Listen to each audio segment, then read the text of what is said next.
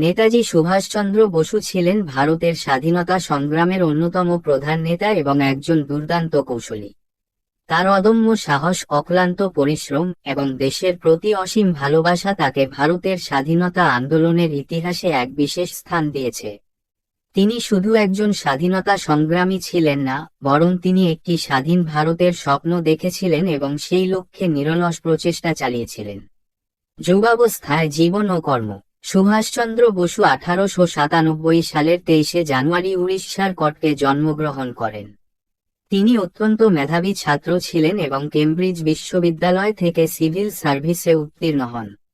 তবে ব্রিটিশ শাসনের প্রতি তার গভীর বিরাগ থাকায় তিনি সিভিল সার্ভিসের চাকরি ছেড়ে দিয়ে দেশের সেবায় নিজেকে নিয়োজিত করেন। তিনি কংগ্রেসের সঙ্গে যুক্ত হন এবং মহাত্মা গান্ধীর আদর্শে উদ্বুদ্ধ হয়ে স্বাধীনতা আন্দোলনে সক্রিয়ভাবে অংশগ্রহণ করেন। কংগ্রেসের সঙ্গে মতবিরোধ। সুভাষচন্দ্র বসু কংগ্রেসের সভাপতি নির্বাচিত হন 1938 সালে। তিনি বিশ্বাস করতেন যে ব্রিটিশদের বিরুদ্ধে সংগ্রামের জন্য শুধু অহিংসা যথেষ্ট নয়। তার মতে, সশস্ত্র বিপ্লব এবং শক্তি প্রয়োগের মাধ্যমেই ব্রিটিশদের ভারত থেকে বিতাড়িত করা সম্ভব।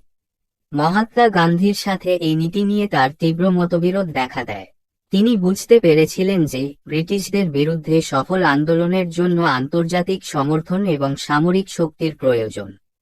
ফরওয়ার্ড ব্লক ও আজাদ হিন্দ ফৌজ। মতবিরোধের ফলে তিনি কংগ্রেস থেকে পদত্যাগ করেন এবং 1939 সালে ফরওয়ার্ড ব্লক নামক একটি নতুন রাজনৈতিক দল গঠন করেন। এরপর তিনি ভারতের বাইরে গিয়ে আন্তর্জাতিক সমর্থন লাভের চেষ্টা করেন।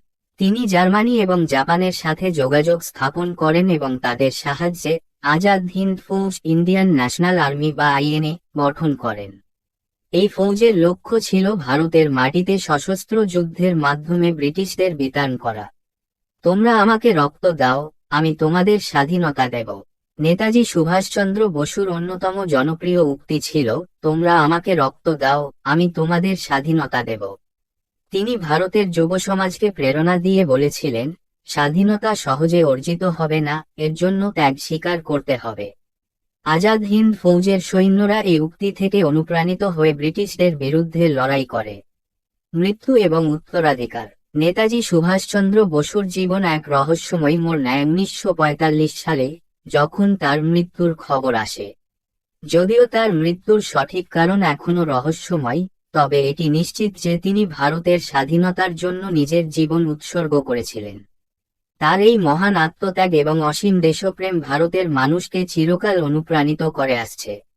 নেতাজি সুভাষচন্দ্র বসুর অবদান এবং নীতি ভারতের স্বাধীনতা সংগ্রামের ইতিহাসে এক বিশেষ স্থান অধিকার করে আছে।